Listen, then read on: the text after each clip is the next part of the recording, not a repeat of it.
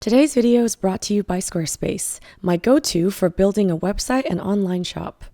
Hello dear friends, welcome to part 3 of this oil painting series where I continue my attempt at a master copy of Bierstadt's Looking Down Yosemite Valley. If you'd like to see several hours of real-time tutorials where I record voiceover as I was painting, along with hundreds of hours of exclusive content and monthly art rewards, including a monthly live stream, feel free to check out my Patreon at patreon.com/happydartist. In the last video, I tackled the sky, which was immensely challenging thanks to all those subtle, delicate gradients and soft, nuanced forms of the clouds. And even after finishing it, the painting still looked kind of weird. Without anything else to anchor it, the sky felt questionable and unreliable, making me even more eager to move on to the mountains. Finally, a chance to give this piece some structure and start seeing it come together.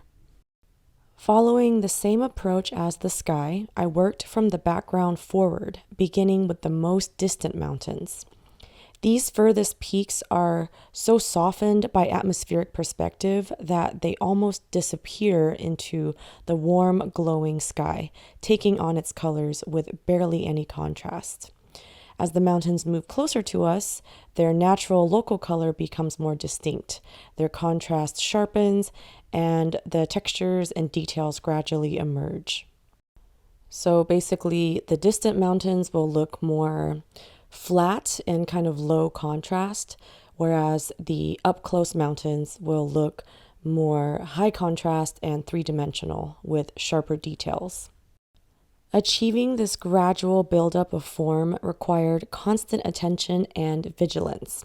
With every brushstroke, I found myself leaning back, squinting, and looking at the piece, and reevaluating every decision, making sure each small addition played its part in the bigger picture. I felt like a strict referee, monitoring every color and movement to make sure I was still walking on the correct path.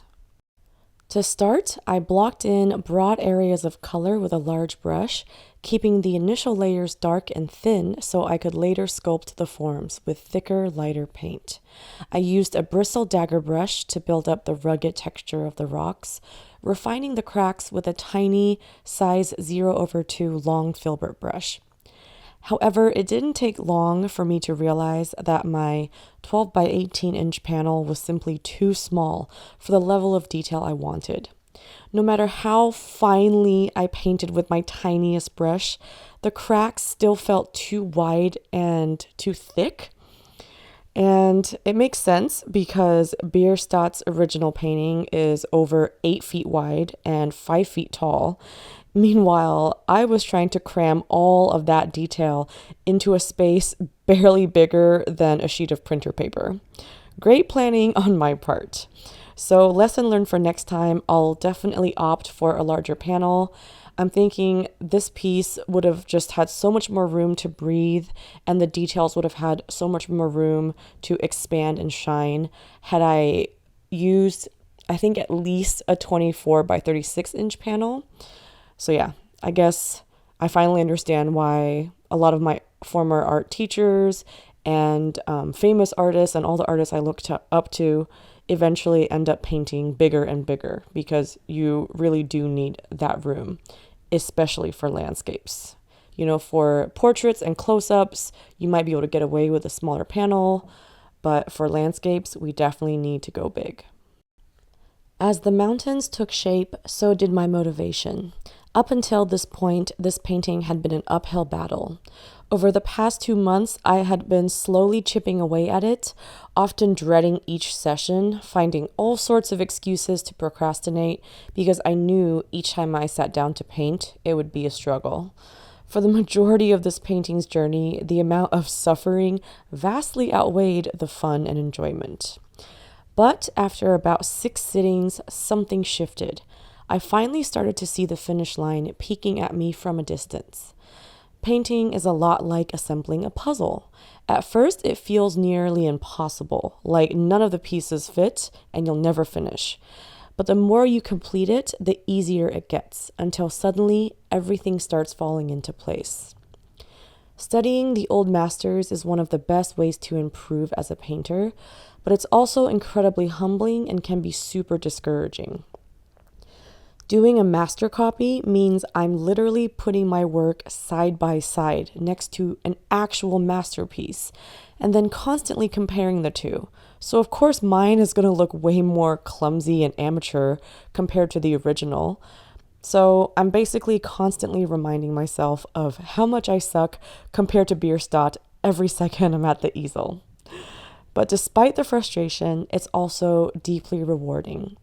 By putting myself in the shoes of these amazing artists of the past and trying to recreate their work and getting a firsthand experience of just how difficult it is to achieve their levels of greatness, I gain an even deeper appreciation for their skills and resilience. How many countless phases of self-doubt did they have to fight through? How many years of suffering at the easel? How many millions of little problems did they have to solve and mistakes did they have to fix in order to become these legendary master oil painters? And in a strange way, it makes me feel connected to the legacy of oil painting, like I'm taking part in an ongoing conversation with the artists of the past. So it's this strange kind of push and pull, feeling completely out of my depth, painfully aware of my shortcomings, yet also more inspired than ever to improve. It's a mix of frustration and admiration, self-doubt and motivation. But ultimately, that's what makes it exciting. So I hope this video series can shed light on some of the common struggles that artists face and maybe even reassure you that this messy, conflicted inner monologue is just part of the creative process, something that artists, since the dawn of time, have had to endure. So, with a sore forearm and an aching right elbow, I'm finally calling the mountains done for now. Next month, I'll tackle the foreground elements in one video and then do a final glazing pass in another video.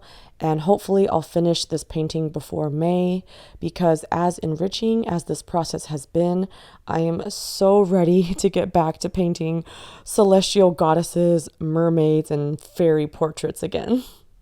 Thank you all so much for watching, and I'll see you in the next one.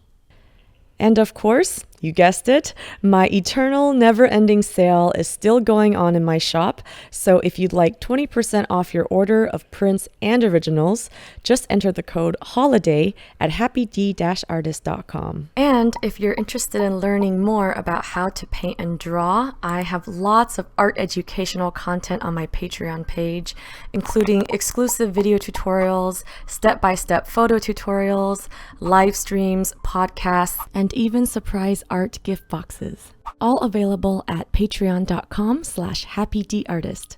I'd love to have you join my Patreon family. A big thank you to Squarespace for sponsoring this video and supporting the art community. I've been using Squarespace for 10 years now, and it's been an integral part of being able to make a living as an artist. Aside from their beautiful customizable templates and easy-to-use interface, Squarespace now has so many robust tools to help make website building be both effective and intuitive. There's a new design intelligence feature that uses a combination of industry experience and cutting-edge AI to help you make a website bespoke to your brand and digital identity. Squarespace takes the intimidation out of setting up an online shop with their intuitive e-commerce platform that accepts every type of payment method you can imagine, all with just a few simple clicks, so you can easily sell your work all around the world. Head to squarespace.com for a free trial, and when you're ready to launch, go to squarespace.com/happydartist to save 10% off your first purchase of a website or domain. Also, if you want to check out more artworks, works in progress, and just random daily artist adventures, feel free to check out my Instagram, and you can follow me at the handle @happydartist.